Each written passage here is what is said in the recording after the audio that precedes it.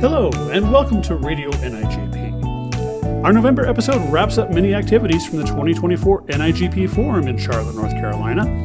We visit with individual award winners and take a look at the chapter awards as well. So whether you were able to attend or not, this episode will give you a look at the things that you might have missed. So grab your drink of choice, sit back, and enjoy this episode of Radio NIGP.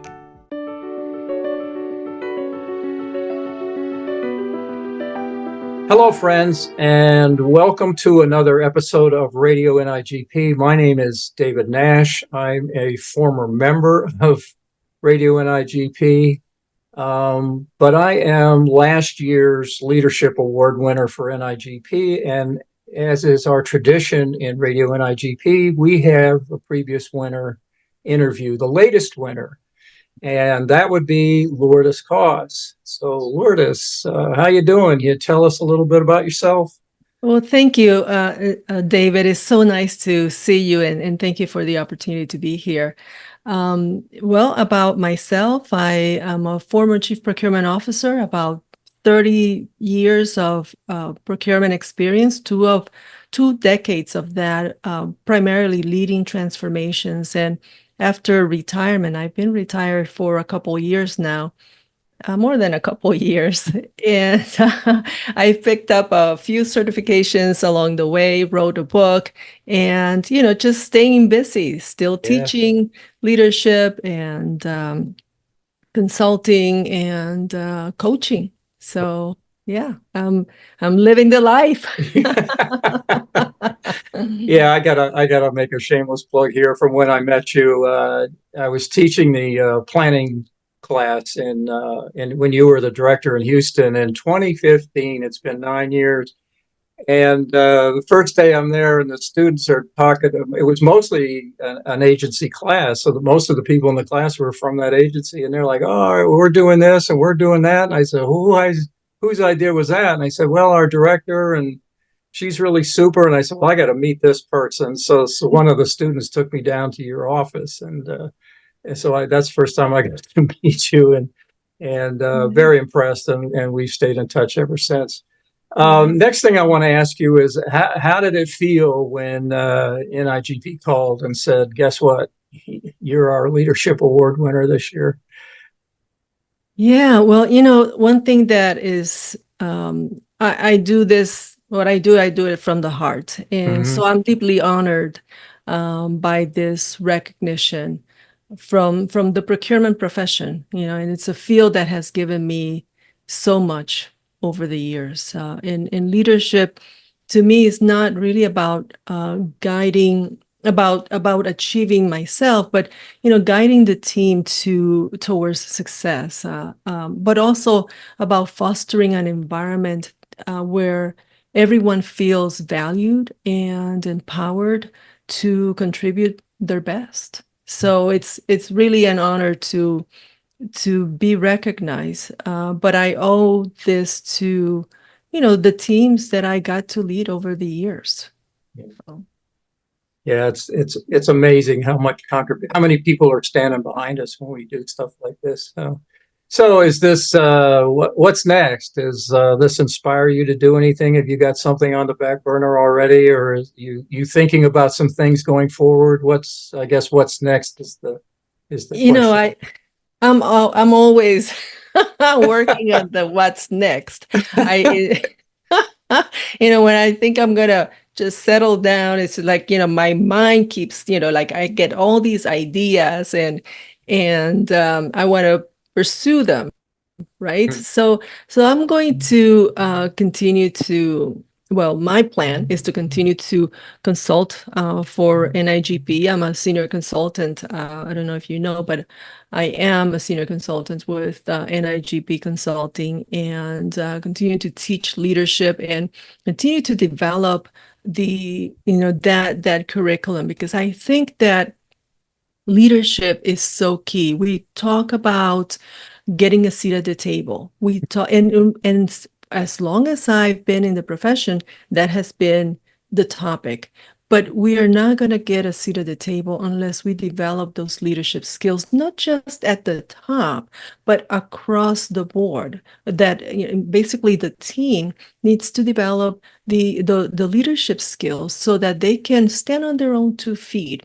I think NIGP has done a great job of providing content and classes on the technical part, and has continues to add more classes on and programs on leadership development. And I think that that is very key. It is very important, and I'm going to continue to as much as I can contribute and volunteer. Right now I'm part of the CARE group, this new initiative, and I'm super excited because I see the possibilities of more people entering the profession and being able to bring all that creativity. The new generations, they grew up with technology. Oh, yeah.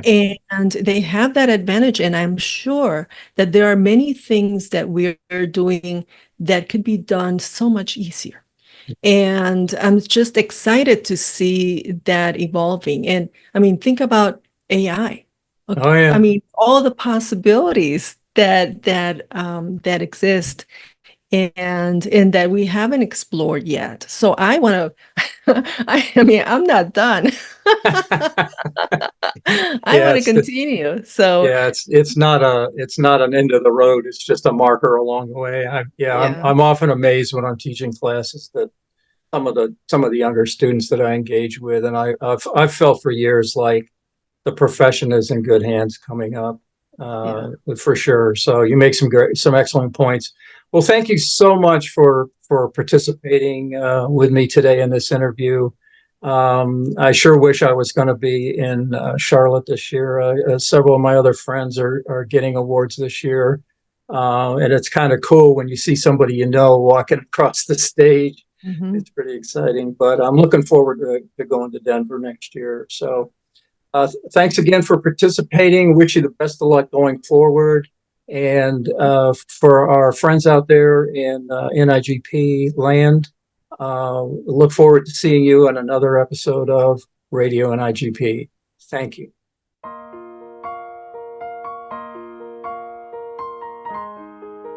Hello, and welcome to the special edition of Radio NIGP.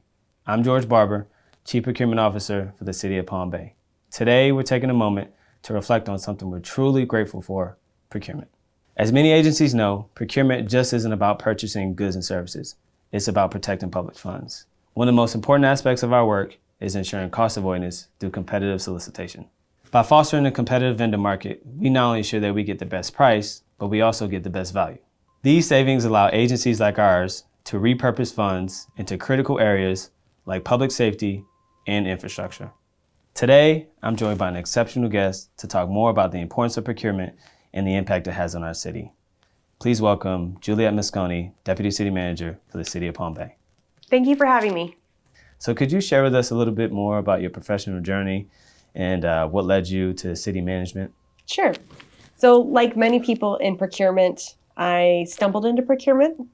I started off as a procurement agent assistant, probably not even knowing fully what that job entailed, and that was in the private sector. And then in 2007, I took a job at Brevard County because it was the Great Recession and I just wanted a stable government job until the economy improved. But I never looked back.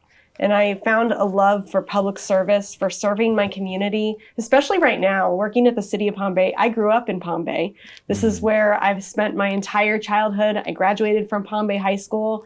My mother still lives in the house that I grew up in, just around the corner from City Hall. Awesome. I took it as far as I could in procurement. I got all the certifications, CPPB, CPPO, CPP. I got my master's degree in public administration, my master's degree in business administration, and I know I wanted more. And when I started thinking about the skills that you learn in procurement and fine tune in procurement, I realized they would be a really good fit for city management and operations. We're talking about negotiation. We're talking about strategic planning, project management, fiscal accountability, like you mentioned earlier. We're talking about being transparent. We're talking about being ethical. But also we're talking about building relationships, because ultimately procurement is an internal service function. Like HR and IT and facilities, our customers are our fellow department heads. Yeah. And we have to help deliver the services they need to serve our community. But we also have those external partners and those external customers, and those are our vendors. If you're not good at building relationships, you're not going to thrive in procurement. If you're not good at building relationships, you're not going to thrive in city management. So to me, when it was time to take the next step, it seemed like the next logical one based on the skills that I had acquired. But it's not a traditional role for procurement. And now that I've been in it for a few years, I really believe that anybody who's interested in moving into management from procurement, they should really think about it. There is a natural transition there. So speaking on experience, how has your experience in procurement helped your decision-making abilities as it pertains to running a city? Great question. So all procurement wants to be involved early and often, right? And I think that my experience, having been the chief procurement officer, having been in your shoes, means that I get you involved and your team involved as often as I can and as early as I can. And also in a wider scope than what's traditionally been considered for procurement. Procurement kind of gets lost in the shuffle as purchase order processors and people who make sure contracts get signed. But you and I know that it's much more involved in that, and it's much more strategic than that. So I know that anytime we're going to build something, we're going to hire professional services, we're going to have a consultant, even we're going to partner with a nonprofit to deliver services, because I know there will be a contract associated with that. I want to get you involved. And also negotiations, as I mentioned earlier. I think procurement should be involved in negotiations of all types for the city and bring a tremendous amount of value for that reason. Great. So in procurement and I guess in city operations in general, it can be very difficult trying to make decisions. So one part of the procurement aspect is cost avoidance. Can you speak a little bit on how cost avoidance can help manage a city in terms of allocating funds to areas like, public safety or infrastructure? Public safety is so important, and it's all general fund. So everybody wants public safety. And when you look at most agencies' budget, the majority of their funding goes to public safety. So how do you balance that? I'm going to talk about negotiations again. One of the things that I really push is to make sure that you or someone from your staff is in the room for every negotiations. Negotiations isn't just the box we have to check to say that we did it. We open a negotiation session, we record it because that's what Florida statute requires here in our state. Right. And then we sign the contract and move on with exactly the terms and conditions and the price that they presented. Negotiation is an opportunity to save money. And when you save money, when you have that cost avoidance, that's other funds and other revenue sources that can be used in different places. Another great example of cost avoidance is letting procurement get creative. The automobile shortage that every single agency across this country and probably across the world faced just a few years ago following COVID required creative solutions, because we still needed fire trucks and we still needed police cars and we still needed to serve our agencies. So how do you do that in a traditional bid environment or even a piggyback environment? Well, the answer is you can't. You have to get creative. And I love the strategy that your office came up with of doing quick quotes, of building a database of vendors from a 5-state area to see if we can fulfill specific needs like crime scene vans. It was very, very effective. We got all the vehicles we needed. It took a little longer than probably people anticipated, but it's better than others who were left with no vehicles, and we still got a good price. We didn't just pay the market rate because we were in a hurry. And that's another great example of cost avoidance. Yeah, I agree. So I love this next question. And it's, what advice would you give for someone just starting out in procurement who wants to make an impact in city government? I think that you have to find the beauty of service in government to thrive in it. One of the favorite questions that I ever received in an interview is, why would I do this when you guys pay so much less than the private sector? And this was for a project manager. So, there's project managers in the private sector too. Yeah. And I gave a long answer, but the short version of it is I get to wake up and do the right thing every day. I always get to do the right thing. There's so much intrinsic value in that. So what I would tell someone who's new to the profession is first, embrace the role that you're in. You get to do the right thing every day. You get to be ethical every day. You never have to compromise yourself for profit margin or a bottom line or a board of directors. But you never have to be profit driven. And that's very, very important. And my next advice would be learn everything you can. Become a procurement expert. Breathe it, live it, think it, teach it. That's the best way to become a procurement expert, is to teach others through mentorship in your own department or teaching classes to your end users. And then my last advice, if you really want to move outside of procurement but use those same skills, is to think outside the box. So one thing that I have found on the other side of procurement is the feel of the steps that you have to go through to buy something. When you're not the one telling someone to do the steps, you really see it. Yeah. You really see like, oh, I have to go get 3 quotes. Oh, I need to sign this agreement. I have to get insurance. Oh, they're not one of our approved vendors. I need a W-9. There's a lot of steps. And I love what your office has done to streamline that. I really, really do. And I think that's incredibly important to building relationships. So now when you're on the other side of it, you have to live within the guidelines, live within the rules, because they're important and they protect taxpayer dollars. Yeah. But also you have to be able to think strategically about the city. What's in the city's best interest? Yes, I'd love to do a bid for this, but it's a critical situation, and I have a piggyback that I can utilize. And here in the state of Florida, we can utilize piggybacks available that was competitively solicited. I can negotiate the price because it was professional services with a man-hour schedule. I'm going to want to do that rather than go out to bid, which is maybe what procurement would want me to do in a perfect world. So you've always been really good at that. When I come to you and say like, hey, George, I would love to do a bid for this. There's not a local vendor pool. I'm not leaving them out, but I really need to move forward. And you've always really gone on board to think about what's in the better interest of the city to move forward. I think that's the last important step. Well, thank you. And I will say, not just saying this to say it, that is some of the most sound and useful advice for someone trying to get into procurement profession that I've ever heard. Thank you. That is going to be really great. So now with the holidays around the corner, yes, I'd like to ask you, what's something, a procurement success that you like to share, that you've really been proud of? Well, I'm going to actually share one of your successes, and that is creating our continuing consultant library. We never had a library. We always had a contract for utilities engineering, a contract for facilities engineering, a contract for road engineering, and then lots of gaps of everything in between that we didn't have a contract for. And all of a sudden we would need an environmental engineer and we didn't have one, or a geotechnical specialist and we didn't have one. That library was a huge amount of work, and something that has been on my radar since I started here about 10 years ago. I love that you made that a priority because the work involved was huge. The effort was massive.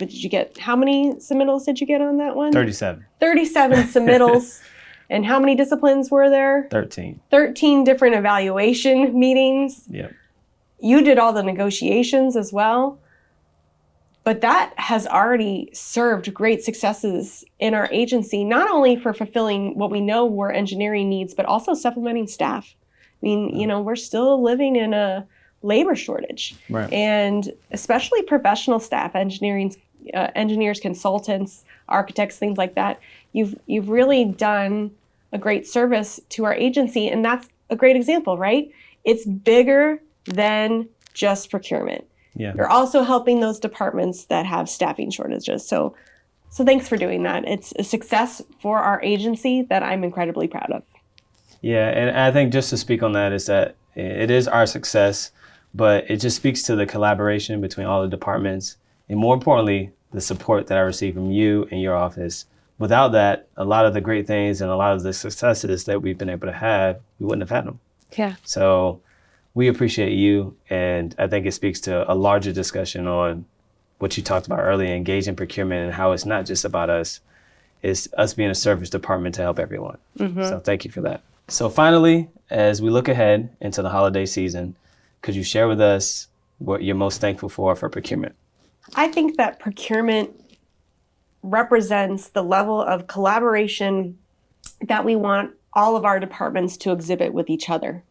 There is a danger in operating in silos, and it's also a natural position that you want to fall back on, right? I'm going to do my department and make sure my department succeeds, but we can't serve our residents, we can't serve our community unless we work together. Yeah. And I am grateful for the collaboration and partnership that procurement has brought to our city.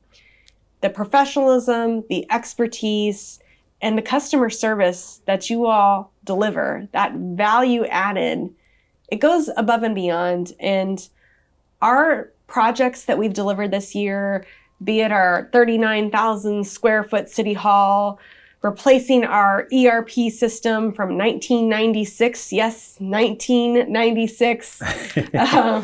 Reading on the continuing consultant library. None of that would have happened without procurement's leadership and without procurement's drive to work with their fellow departments to deliver results for our city and for our residents. So I am very grateful for that this holiday season. Thank you, Juliet. And thank you for joining us. I just have to share that I'm so thankful for everything that you've done for the department.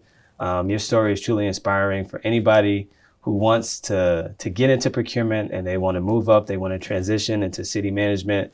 I think you've left an amazing model. The support that you give procurement, we really couldn't do anything if it's not for you, the support that you give us. So extremely thankful. And thanks again for joining us. Thank you. As we end this holiday segment, I want to express my own gratitude for all the public procurement professionals across the country that work tirelessly to ensure transparency, integrity, and value in public purchasing.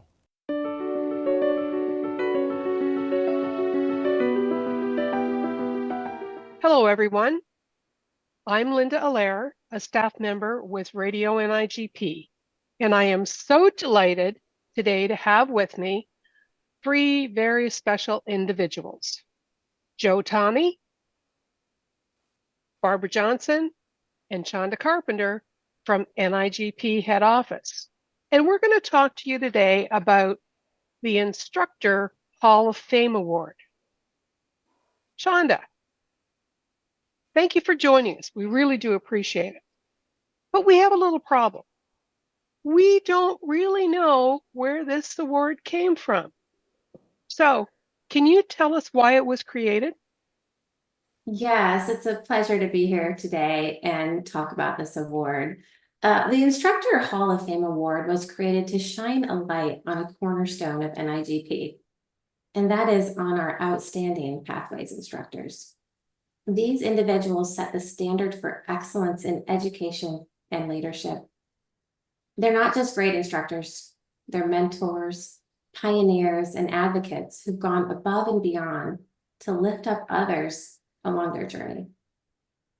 The Hall of Fame Award honors the lasting impact one person's passion and dedication can have, shaping not just their students, but the future of the profession. Tell us, who determines the award winner?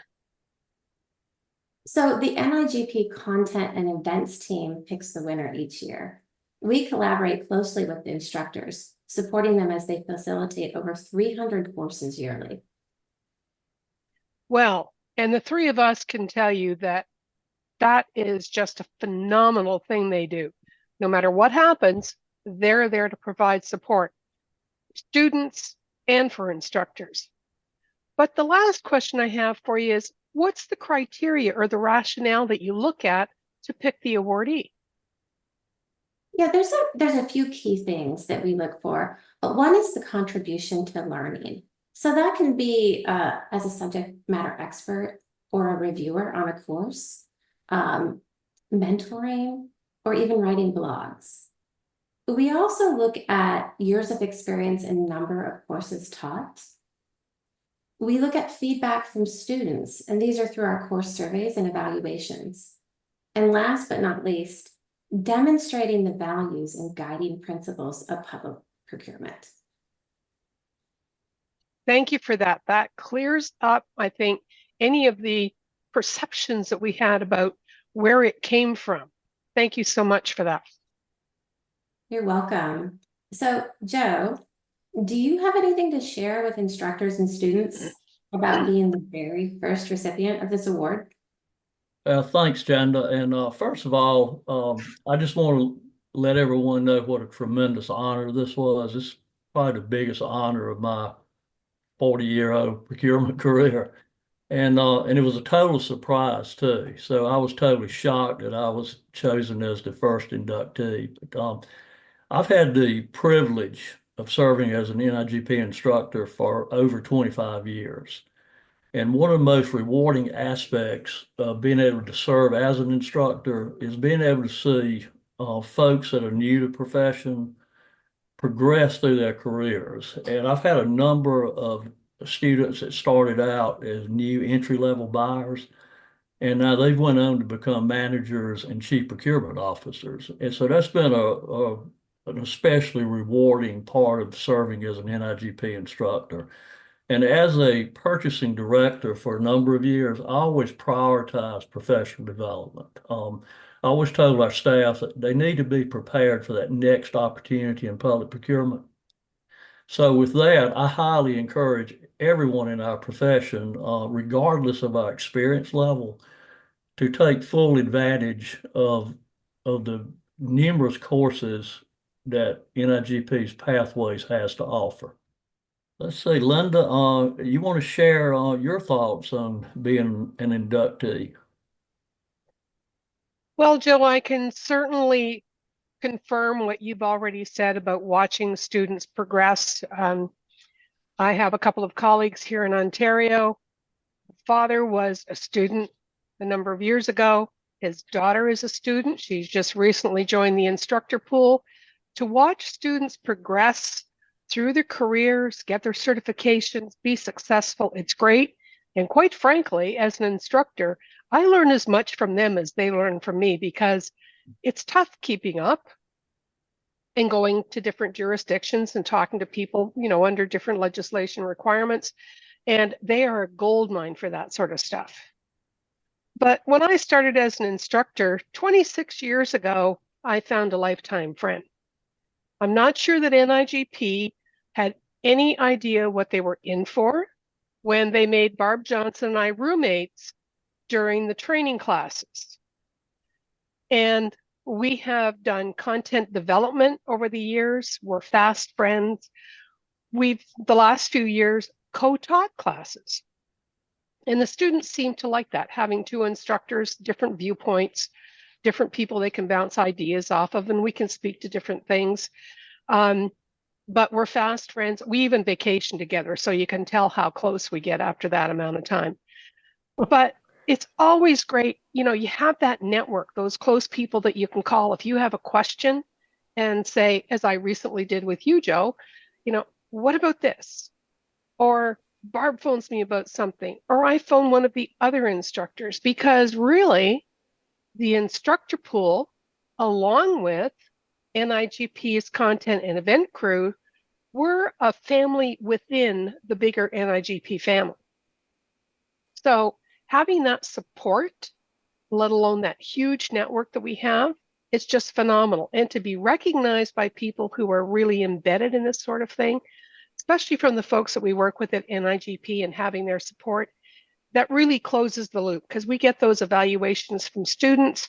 We hear their feedback, suggestions on how, what improvements can be made. That's wonderful stuff, but that's only one side of it. So, having our colleagues at NIGP bring that kind of information forward to us, I had no idea that Barb and I were going to be the recipients. And I guess because we've been joined at the hip for years, we both received the award this past year at Forum. So that was kind of the icing on the cake, to be the duo up there on the stage. So Barb, what can you add to what we've already said? Because I know you've got something to say. A few things, maybe. Yes, fast friends, and who knew? And the best part about it is we can debate about things respectfully, but we usually come to a consensus of two. Anyway, So it's a very joyful thing all the way around.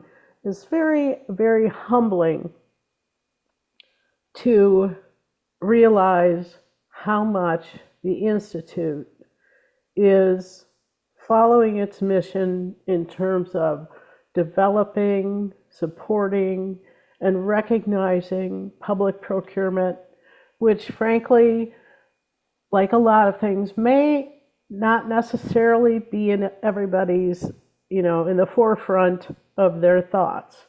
So, and then add to that being recognized for spreading the word about our passions. My background is in public administration, and this was a natural flow, being in procurement, to the satisfaction that one has when, like you, Joe, you were integral part of the public-private partnership for the stadium that was built. And is it in Cobb County or Atlanta, or they're the same thing? It's in Cobb County. Okay, great. And what a thrill to go there to see the team and cheer them on and everything. So these are the kinds of things that public procurement helps you do. And then you get a feeling that you want to pay back and you want to further promote your profession.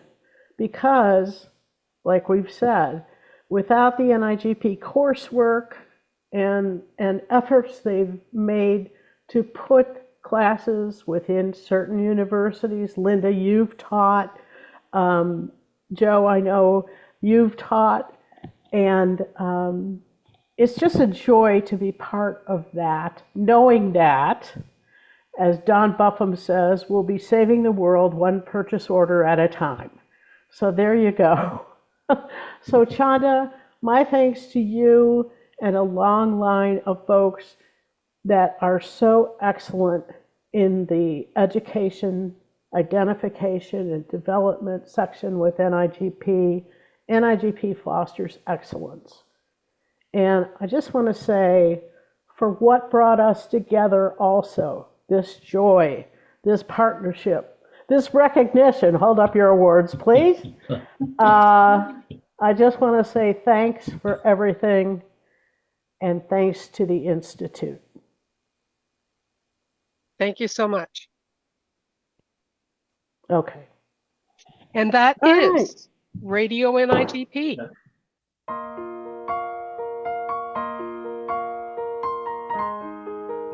Hey, sorry to interrupt the program, but I thought I'd just check in, catch up on a few things. And this being the month of giving thanks, I thought I'd take a little time and write some thank you notes, if that's okay with you. No problem? Okay. James, can we get a little thank you card writing music, please?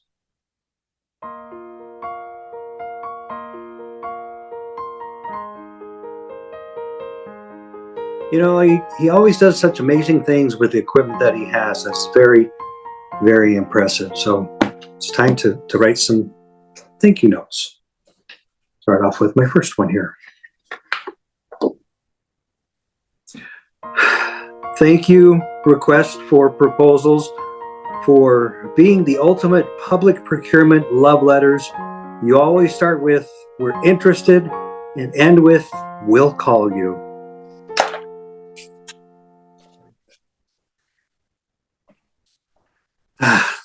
Always a special time of the year, and time for one more thank you card. Thank you, vendors, for submitting your bids 5 minutes before the deadline. Nothing quite like getting the heart racing like a last-minute rush to the inbox. There you go. That would be thank you cards. Thank you.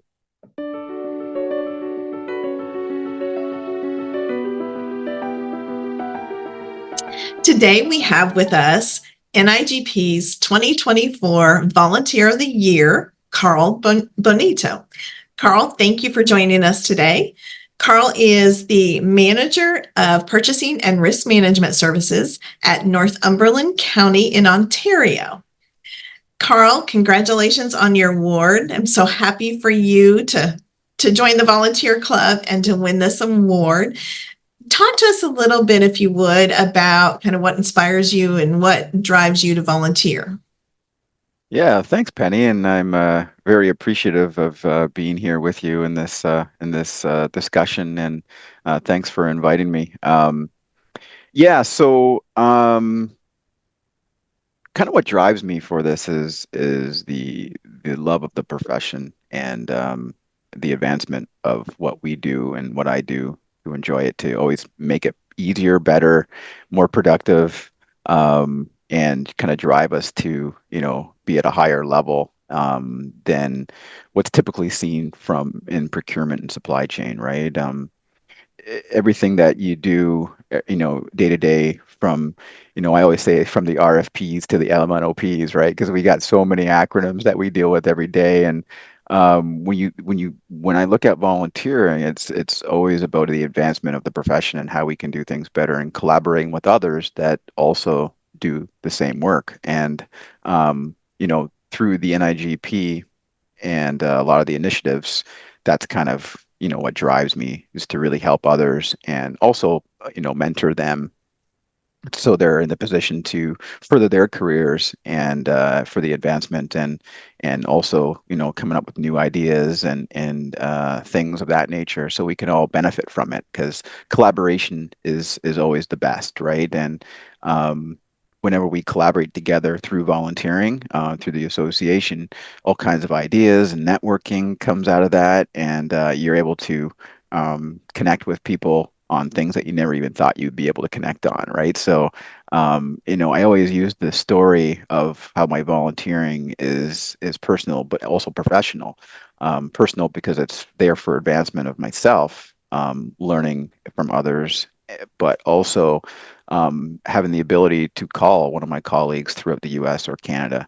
I had an RFP years ago when I started this, and I think it was I can't remember exactly where it was, but it was at a state that I knew somebody, and the supplier had them as a reference, and it was funny because it was like, oh, we've done this in X state, and I was like, wait a minute, I met somebody there at the forum, and I was like, you know what? I'm just gonna call them and see kind of what what the real deal is here. And they were like, oh yeah, no, the software we did, implementation was a little bit tough, and so you get the real story behind it, and that and I went back to the team and we talked about it, and I said, and they go, how did you know somebody? And and I think it was Indiana or something like that, right? It was like, how did you even know where to call? And I was just like, oh, it's from a connection that I made here, and they, and I was able to call and talk to them, and they put me in touch with another person, type thing, right? And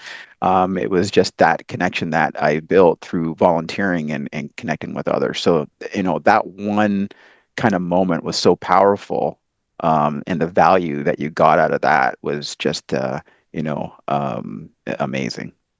Yeah, that's so true. Volunteering, you get so much more back than probably what you end up giving. So For that's sure. really true. Talk to me a little bit too about, so now that you've won this award, what do you hope that might inspire other people that are looking to volunteer, or other members through NIGP, how that would inspire them to jump on the bandwagon and become a volunteer? Yeah, like I mean, with Forum this year, there's a lot of attendees and new attendees that are coming into the field, and hoping to inspire them to kind of want to get involved and maybe ask about the path that many of us took, such as yourself and myself and those that came before us, and those that seen something in us even to ask us to volunteer. I had at Orlando, my first forum, I was approached and asked to be part of this journey, which I was new. I was one of those first timers. So I think that by seeing that and understanding maybe kind of what councils I've been part of, and what kind of things have grown that I've been involved with could maybe inspire others to maybe get involved for the next stage of what we're looking to do, or things that are out there, or ideas that they have, and really stimulate their minds to want to come forward with those ideas, because I know the new generation has so much great ideas that we need to bring forward for our profession, right? And I think it would be great to tap into those minds, and hopefully get them to volunteer and be on boards and councils to bring those ideas forward that some of us have never even thought about, or even put into practice yet. So I think that's where I really would like to chat with some of them, just to see where their thoughts are, and some of the things that are emerging, that some things for them are just day to day, right? And for us, we got to go back and learn this stuff, and where we could start to implement these types of things, and their ideas to move things forward, and just simple challenges that they see that from a different lens, that we could look to engage with them to push the profession forward and make it better for everybody. So I hope one of my things at Forum is to talk to these to the first timers, or people entering into the profession, and talk to them, engage with them, and just really see what their minds are thinking about some of the challenges they have, and some of the things that they wish they could see, and maybe talk them into volunteering and bringing those ideas, so we could all share them and work together to make something of them.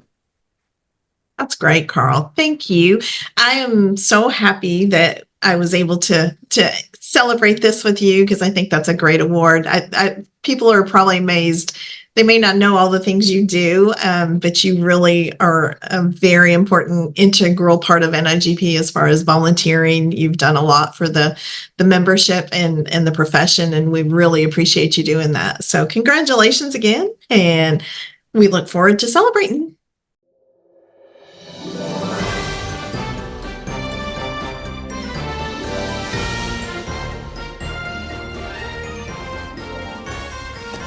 Hello and welcome to Radio NIGP. My name is Mike Beavis, and I usually come to you with Legally Speaking, but today I'm here as part of what I'm thankful for.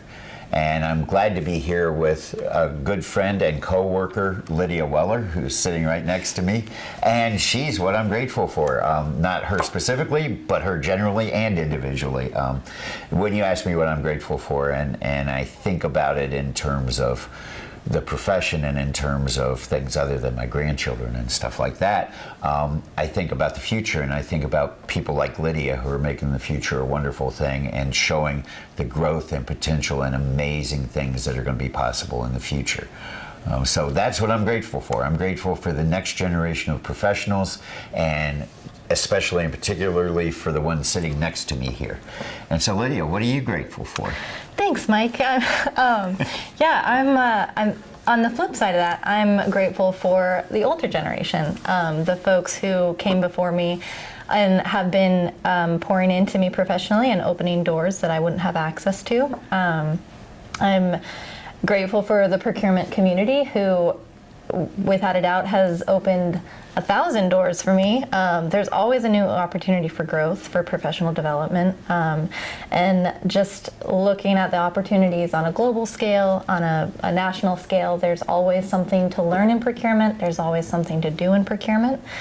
And I think procurement is just a versatile area of, or a versatile profession. So that's great, and I didn't pay her to say that, and I didn't even plan it that way, but it's great the way things work out. And so I know you've also been involved with NIGP and with their new concierge program. So can you tell us a little bit about how that's worked or not worked, or how that goes? Yeah, so I just recently signed up for the concierge program. It's this really unique program that allows new professionals to get connected with mentors, different classes for professional development. In the last couple of weeks, I've been involved in it. I'm just starting, so I haven't actually taken any classes, but I did have the privilege of meeting with Todd Slater, who was able to coach me through what I'm interested. He asked me a lot of questions. He sent me a self-assessment where I was able to list out my strengths, what I think areas I need to work on, and areas that I feel proficient in. And then he took time, he looked at my answers, and he created a plan for me. And then we scheduled a 30-minute conversation over Teams. He talked through what he gathered from my answers, and then he said, based on your answers, this is the recommended plan, and this is how we can get you set up for more development, and how I can be set up for my long-term career goals in procurement. So that's great. And to be honest, as a basically intrinsically lazy person, it's great that NIGP helps my staff do professional development plans, which is just what happened there, right? Because now I can say, what do you want to do next year? And she can say, I want to do this. And it's way easier than me trying to figure out the Pathways program and pick the best path. So it's a great thing for me too. So I guess I'm grateful for it too, right? It makes our lives easier. Yeah. So great. Well, thank you for sharing that. Absolutely. And for everybody else, thank you for being part of Radio NIGP, and I hope to see you again soon on the radio. Thanks. Thank you.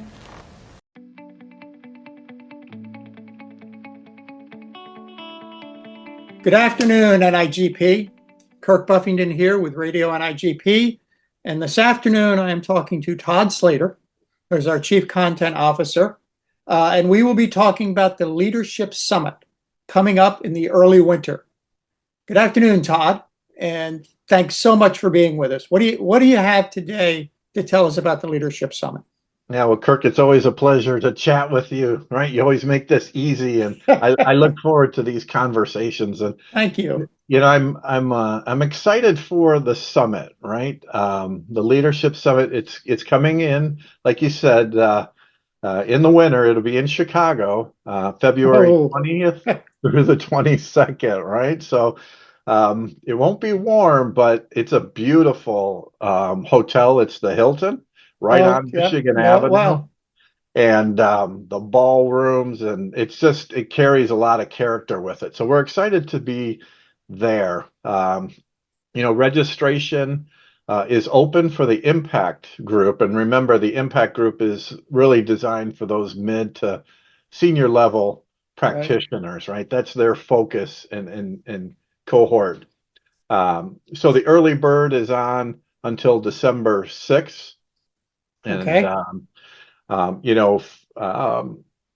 it'll be about 20 contact hours for the attendees.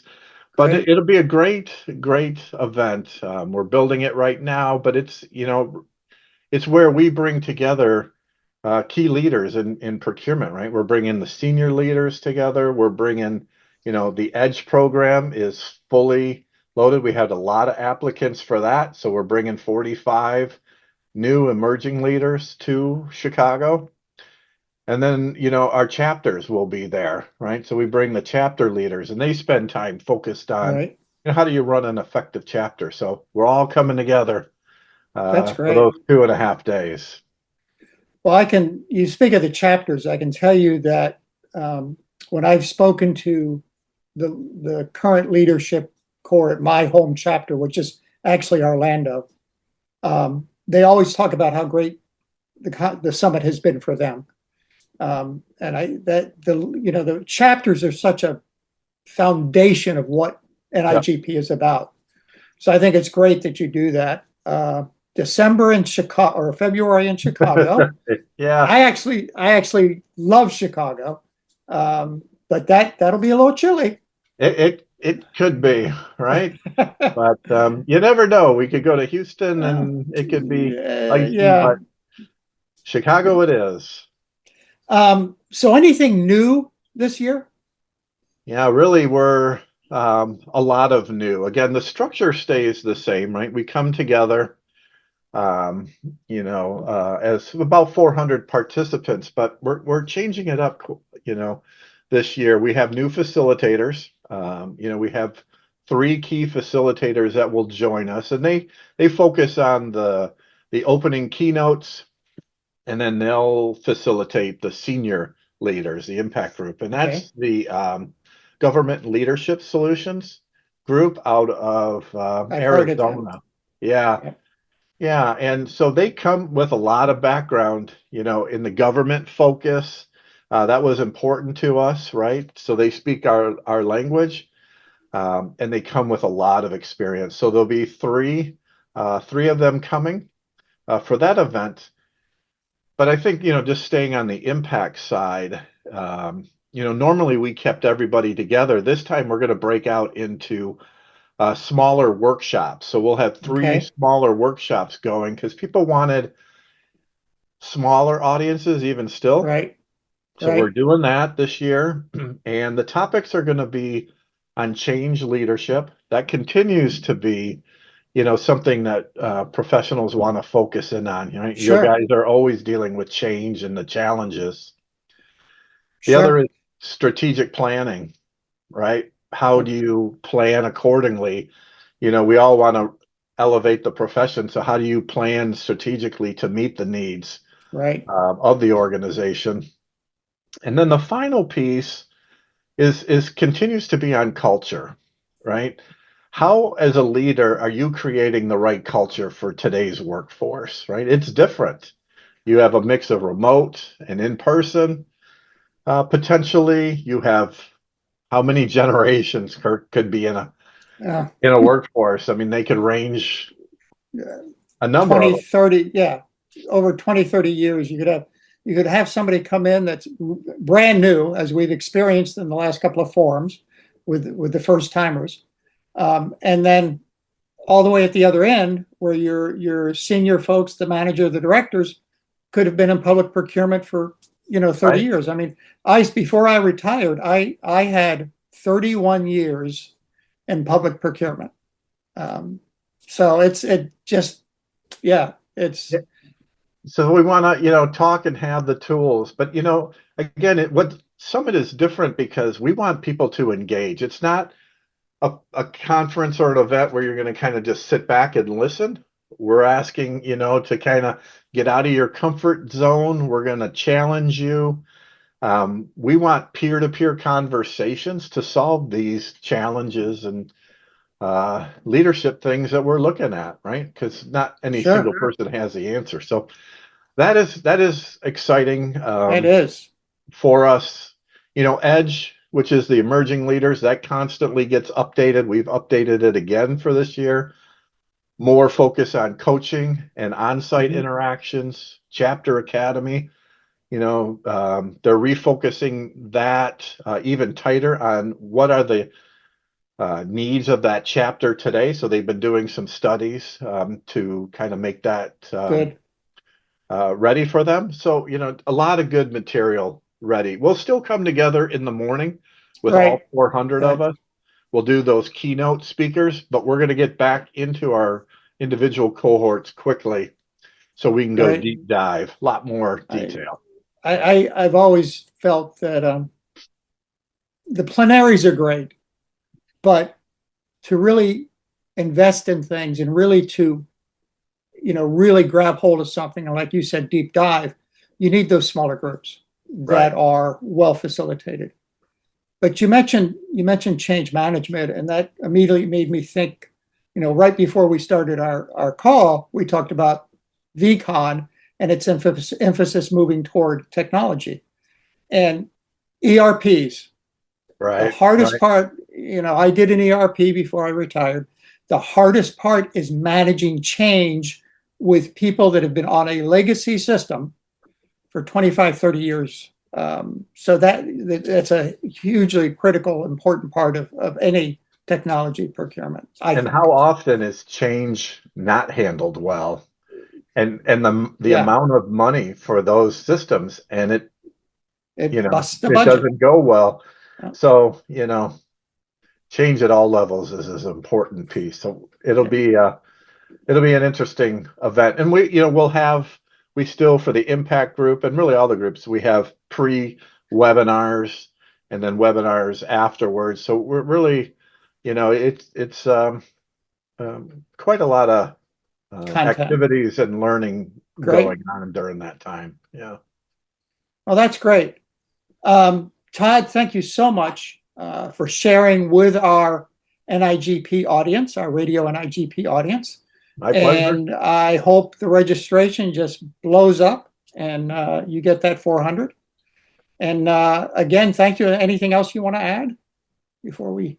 No. The only thing is we'll have a great reception on that Thursday night. Great food, great networking opportunities. So we'll be in that. I think we're in that grand ballroom. So it'll be a fun night.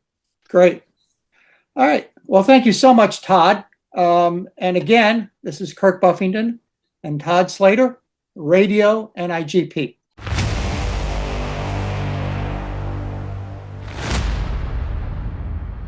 Hello, and welcome to Radio NIGP. I'm Christy Varda. You might have seen me on Construction Junction or Tech Talk.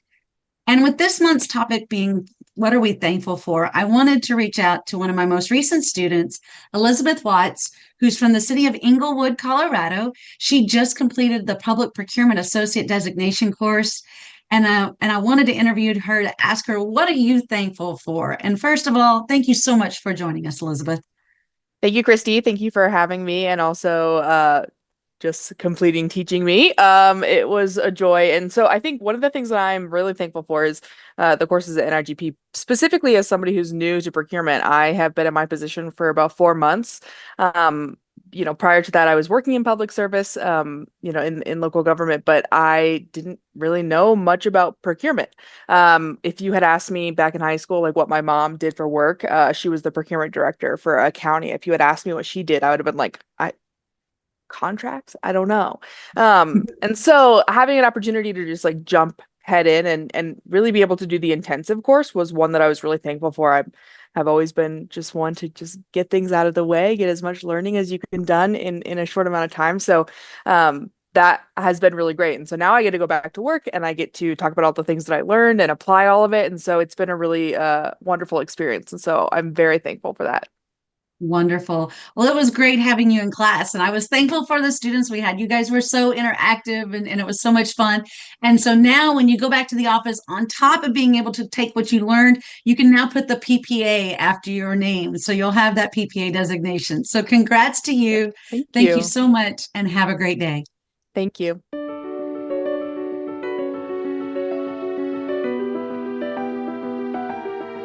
Hello, I'm Barb Johnson with Radio NIGP, and I'm delighted to be here interviewing our Young Professional awardee, the person who is going to receive the award at Forum 2024 in Charlotte, North Carolina. And his name is Jian Chong Liu, and he is going to be talking to us today about what inspired him. And tell us a little bit about yourself. Hi, good afternoon, Barbara. Thank you so much for the interview. So my name is Jian Chong, and I am a purchasing manager with Henrico County. We are a division under finance, and we're located in Central Virginia. Very good. Very good. Thank you. I'm always curious. I know we've spoken, and you're just a delight. I'm curious as to what inspired you to go ahead and accept the nomination and be such a great role model for all the young professionals. So first of all, it's a great honor to be nominated and granted this award. I started my public procurement career as an intern and with a locality. So it's always nice to be able to be recognized in that profession. And another thing is that I believe that with baby boomers retiring, there are more millenniums, Gen Z going to join the workforce. And I wish I could be the person who can inspire them to join public procurement. If they don't know what is that about, they can reach out and they can take a class and do something to learn more about public procurement. And that will be beneficial to us because if one day that, Henrico will be hiring a purchasing analyst, and then they may be like, okay, I know this person. I met him at NIGP forum. He seems cool. I want to put my names out there so to help us recruit young professionals for the future generation. And another thing is I am not going to turn down a award. So That's delightful. My other question is, tell us what was your journey to this award? How was it that you were nominated, and how did you find out about it? So there was one, I think Thursday, Friday afternoon, one of my friends, she texted me and asked me to send her my accomplishment for the past years. And I didn't think much, so I sent her the list. And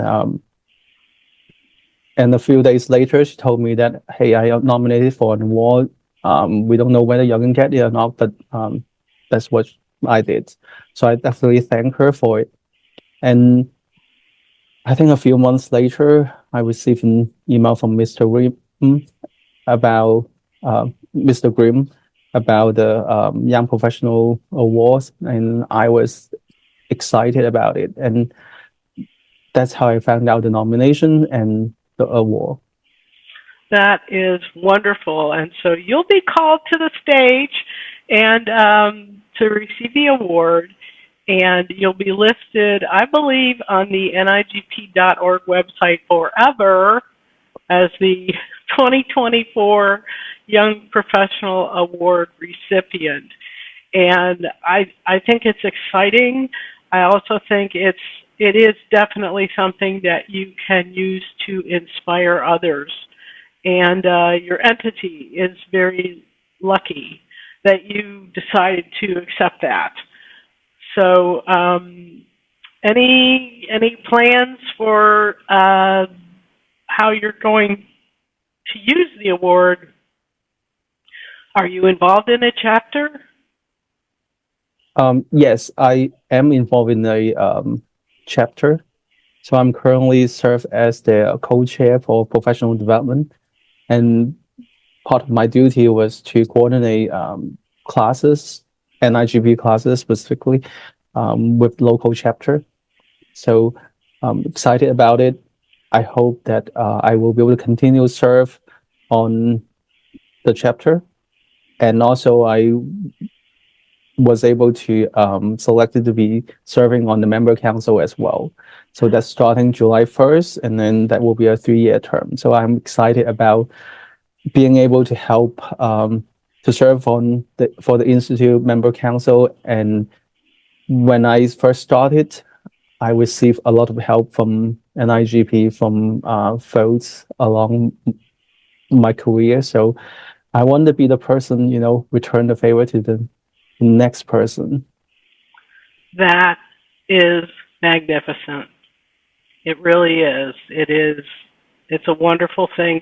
I'm excited you're getting involved on the institute level. Your networking will just magnify exponentially. So thanks for picking this profession. And I believe, was it Old Dominion from which you received your degree in terms of education, and they are very forward thinking in terms of public procurement. So good for you. Nice choices. One of those turning points in your life, as is this. So congratulations again. I look forward to seeing you. If we don't catch up with each other in Charlotte, it will at least be somewhere down the line, because this is Radio NIGP. Certainly. Thank you so much.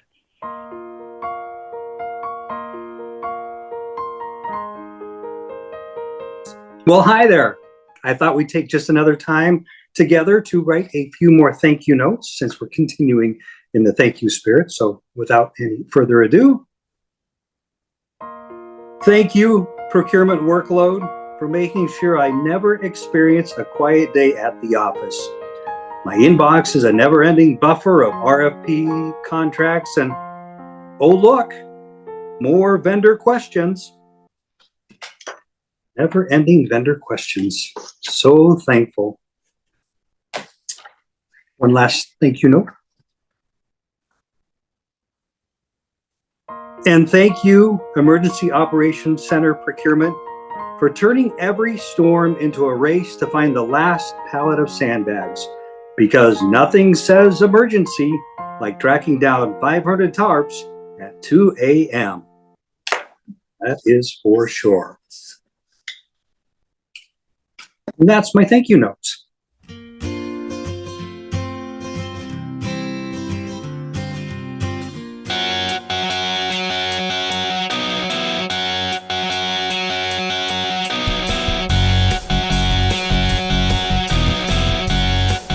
Hello, chapter fans. I'm Barb Johnson, coming to you from our Radio NIGP broadcast booth in Charlotte, North Carolina, and we are pleased to have you join us as we bring you the winners of the Outstanding Chapter Awards, following a wonderful evening at the 2024 NIGP Awards Dinner.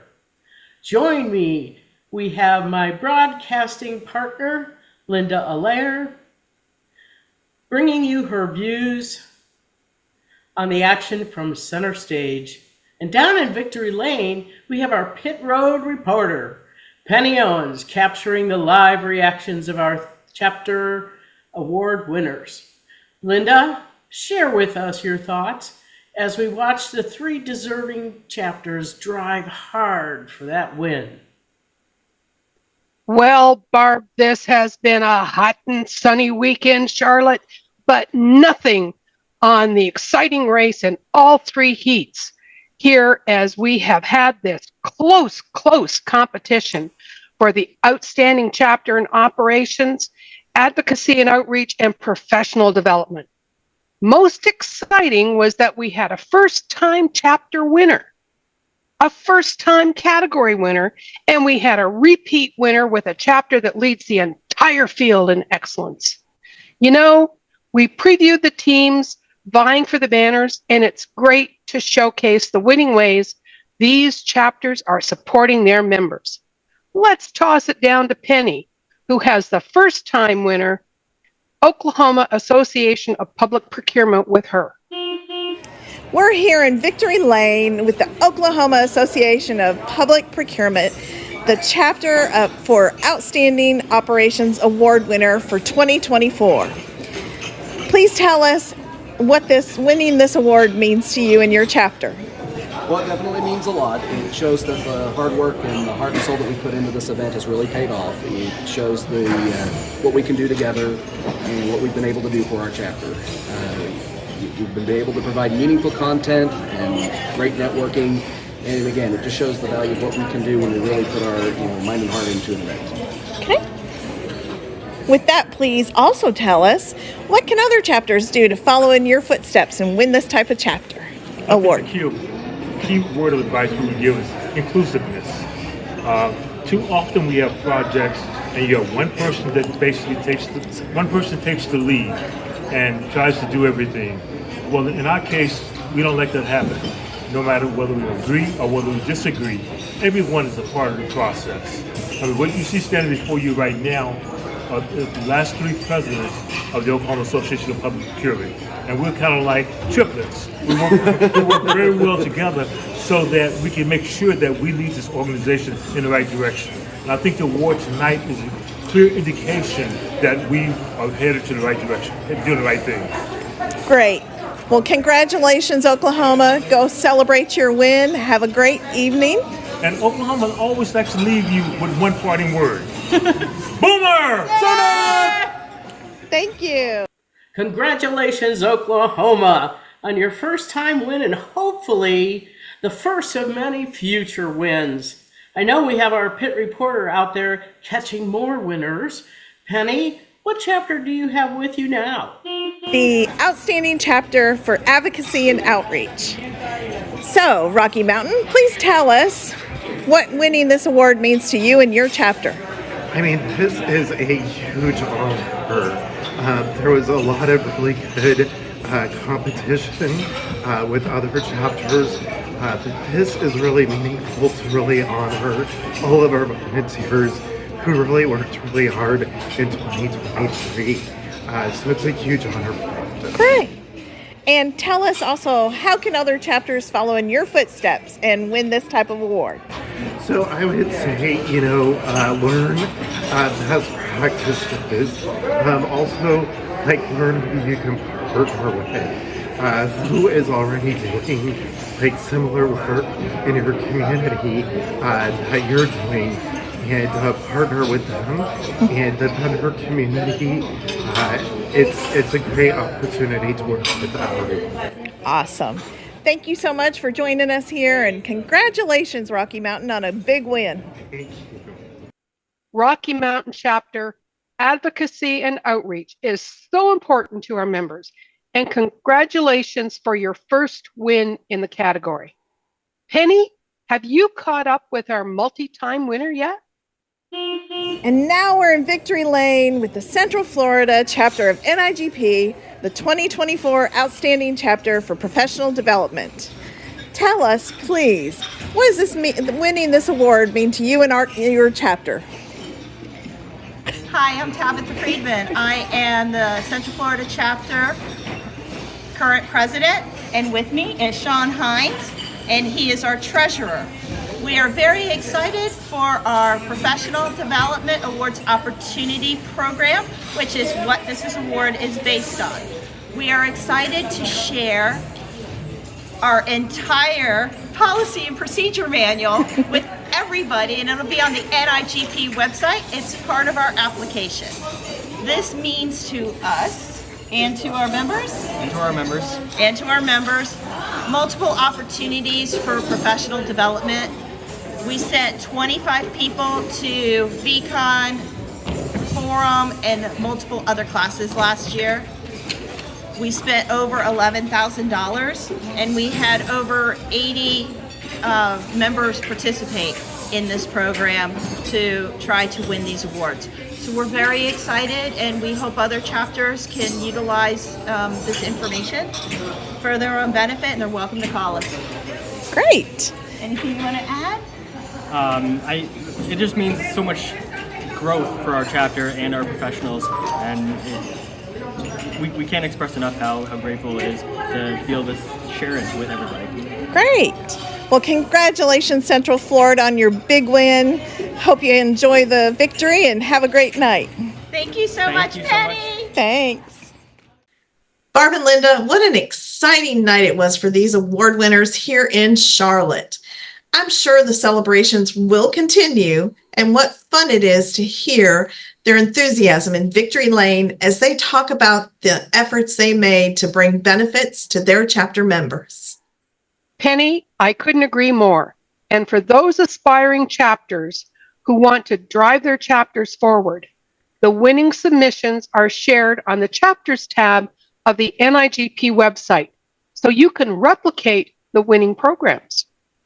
Linda, that's an excellent resource for the other chapters who want to speed into Victory Lane. Linda, Penny, it's been a great night, and we're glad all of you out there could join us.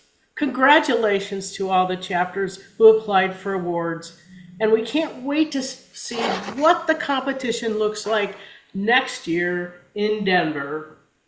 Barb Johnson saying, remember, this is Radio NIGP.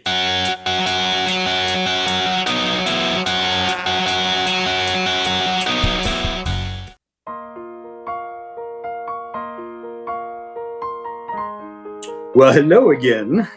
Time for just a couple more thank you notes to end up this season of Thanksgiving. So if you don't mind, thank you, Radio NIGP guest speakers, for making procurement sound exciting.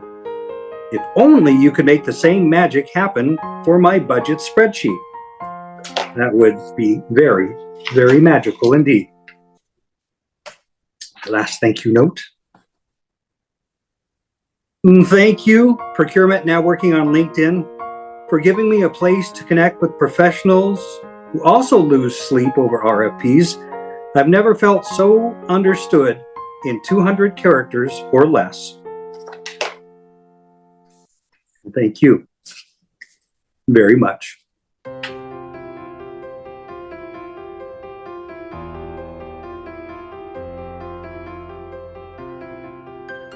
Hello, and welcome to Way to Grow, an NIGP mentorship moment. As we enter into the holiday season, it's time to stop and reflect upon what we're thankful for. And recently, I had to happen upon some social media posts from two individuals. Both of them have been working with and supporting each other for several years now. And we even featured them both on this segment back in July of 2023. So I'd like to introduce or reintroduce you to Tanya Parker and Michelle Bentley, who met each other, as I said, a few years ago, and they partnered to support each other in their efforts to achieve the NIGP CPP certification at the time. Both were successful, but the good news is they continued their support efforts for each other. And the most current accolade is that both of them have now achieved their CPPO certification after working with each other. So first thing, congratulations, Tanya and Michelle, on achieving another certification and milestone. Thank you, Keith. It's been a long but very rewarding journey. Okay. Thank you, Keith. You're welcome. Michelle, earlier you told me that you have so much to be thankful for and that Tanya is at the top of your list, not only at the very top of your list. So could you please tell all of us a little bit why you're so thankful for Tanya? Absolutely. I couldn't have made it through any of my certifications without her. Tanya has been the biggest encourager and supporter for me, and she has believed in me when I didn't believe in myself. She has pushed me to step out of my comfort zone, which I don't always like, but I always appreciate. And we started out as strangers, became study partners, then friends, and now we're family. She is the first person I call when I have good news to share. And when I need help, I call her, or just simply some encouragement. I'm so thankful for her. And this has been the greatest journey, and we are not finished yet. That's absolutely amazing. So Tanya, Michelle expressed some very kind thoughts. Do you want to let us know why you're so thankful for Michelle? Yes, thank you, Keith. I think she's trying to make me emotional again, but I'm not going to let her this time. So I'm going to stay on course here. 3 years, 3 certifications earned. And that was a result of countless hours, weeks, and months invested in studying with Michelle and participating in every single study group that we could find. We both earned our CPPB back in 2021, our NIGP CPP in 2022, and most recently our CPPO in 2024. And we have so much to be thankful for. This time it was a deeply personal journey for me, especially because as both the NIGP CPP and CPPO credentials were not required or desired by my agency. Although learning that was deeply hurtful, I challenged myself to keep going beyond my CPPB and never end my journey of learning, growing, and developing my professional skill set. The best thing that happened out of all of this is, is meeting Michelle Bentley, my lifetime study partner, and she'll always be a great friend of mine. And I truly believe that God brought us together. Next up is Chris Coghill. She encouraged me to go further than I could have ever imagined or believed. She mentored me, coached me along the way, and she still continues to do so, even today. Lourdes Koss for inspiring and igniting the leader within me through the Leader's Edge program. And because she lit a fire under me, I didn't stop there, and I continued to attend the Impact program through Leader's Edge Summit as well. This is very near and dear to my heart because now I'm the vice chair for the Leadership Development Committee. And the NIGP Leadership Summit is something we offer every year. So I encourage everyone listening to please consider. Registration is still open. One more person I want to thank is Stacy Gregg for letting me tell my story this year at Forum. And finally, I would be remiss if I didn't tell you how thankful I am for the many friendships and entire sisterhood that I found through the Facebook Procurement Women Leaders page. For those of you still on your journey to become credentialed, do it and don't ever stop. Believe in yourself. Here comes the emotions.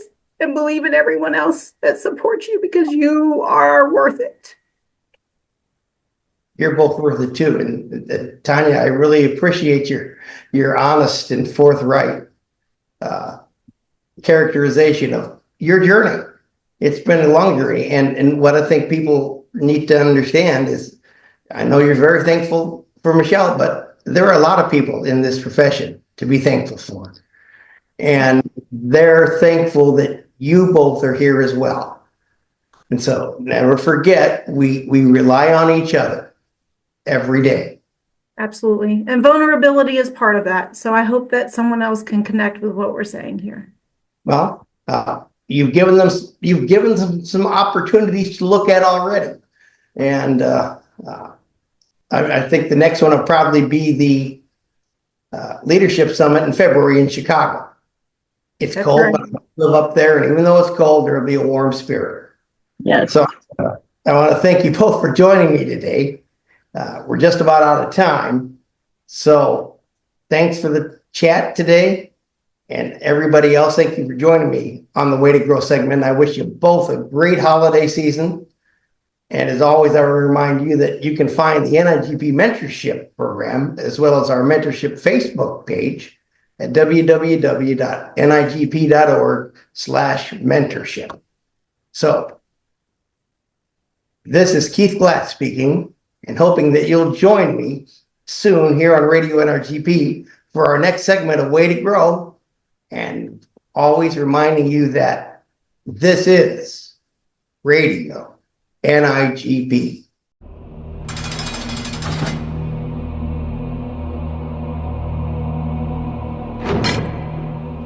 I am here with one of my favorite people, Mr. Terry McKee. Terry, I asked you to be here because we're into the holiday season and we are basically scripting or doing segments on, segments about gratitude. And so we were supposed to actually present something within our segment, just saying what we're grateful for. And the reason why you're here is because you are such a strong supporter for my segment. I don't look good in orange, and I don't. And so you're always very complimentary of me. I know that you're in it with me, and you're always sharing really great articles that I get to use for I Don't Look Good in Orange. And so I just brought you here to say thank you so much for being that person for me. Well, thank you, Stacy. We share a passion about ethics in government, and it's always my privilege to share some stories with you.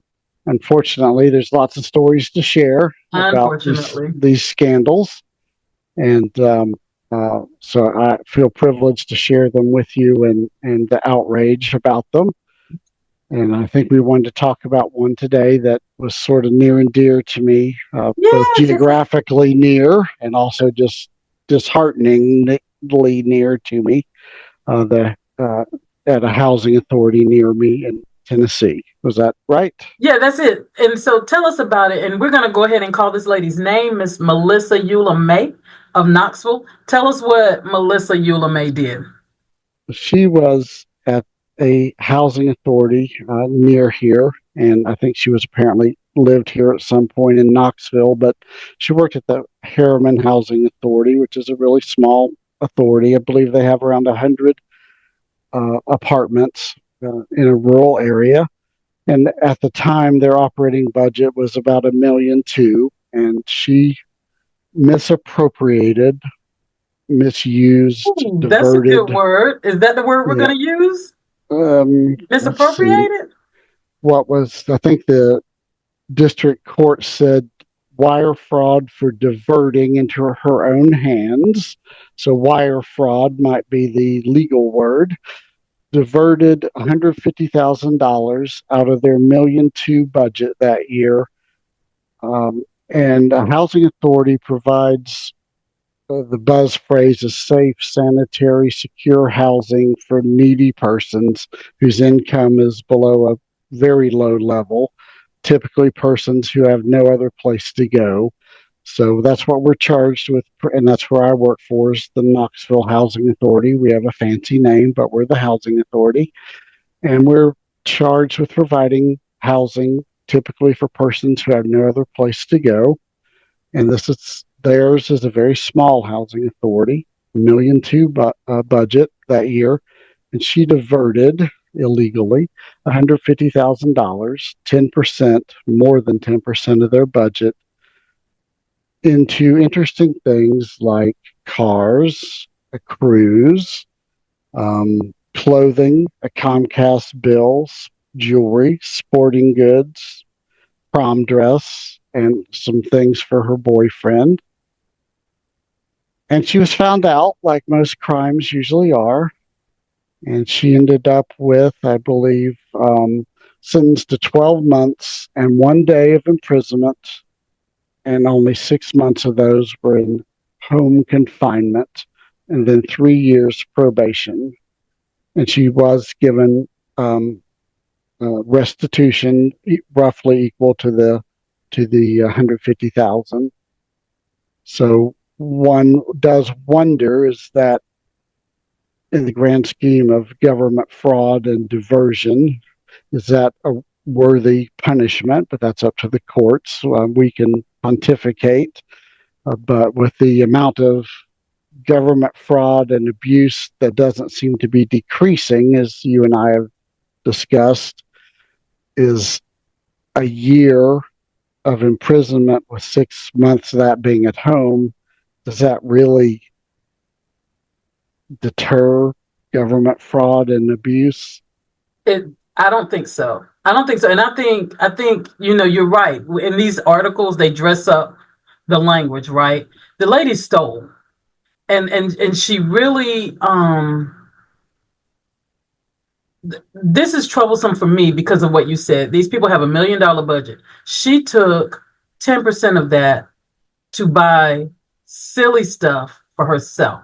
And if we look at the grand scheme of things, the people that live there are scraping to get by. Yes, these are the low. Public housing is for the extremely low income. By and large, there are exceptions, but by and large, it's for the extremely low income persons. And there is typically in public housing, there is a multi-year wait to get in public housing. You don't just apply and get in tomorrow. You usually wait 18 months, 2 years, because you could double the amount of public housing, triple the amount of public housing, and maybe get everyone in today that needs housing. It's that long of a wait list across the United States. So the need is great. And while I picked this particular one, the implications to government fraud, waste, and abuse in any type of government is the same. You're stealing from the taxpayers. And no matter your political persuasion, whether liberal or conservative, there are only so many dollars. And we all, whether you're liberal or conservative, you typically agree there's some level of government you want, whether it's a lot of government or even a limited government. We want our tax dollars to pay for that government, not for cruises and Comcast bills and sporting goods and clothing and cars and Jeeps in this case. And then you make it hard on the rest of us that work in government and those that have to levy those taxes, the governors and the mayors and the councils and school boards and commissions.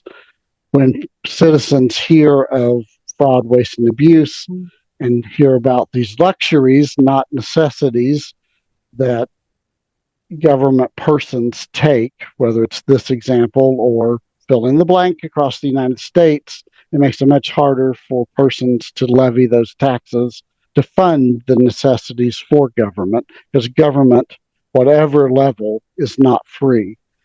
Uh, government costs, and the cost is borne by the citizens. Roads don't materialize because the governor wants to build an interstate. They don't just suddenly happen. The state pays for that road, and that payment comes from the citizens. That's right, it comes from you and I.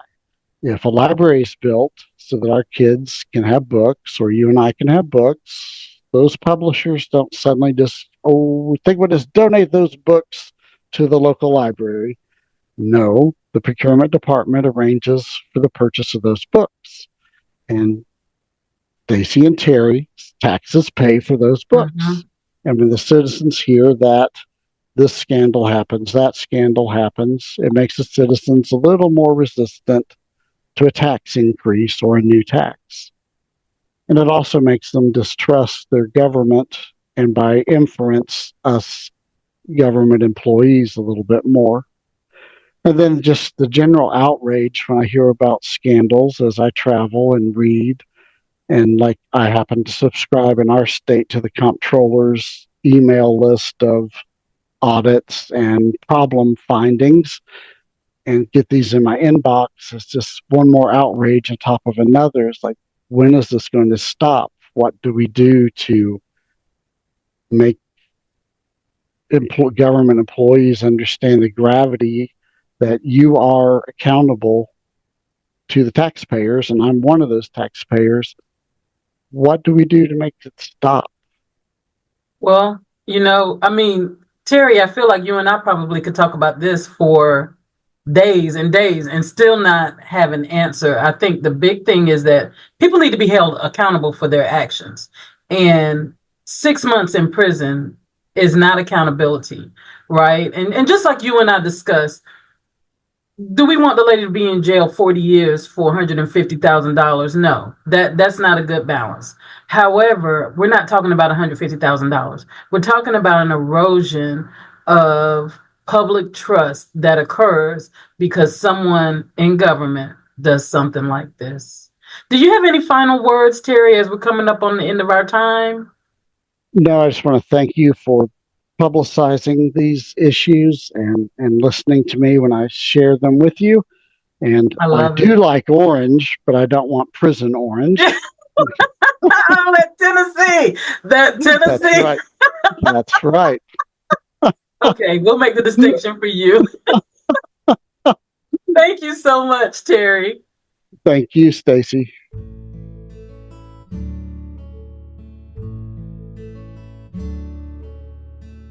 Hello, friends. What an awesome broadcast this month. I am sure you will all agree that we each have so much to be thankful for.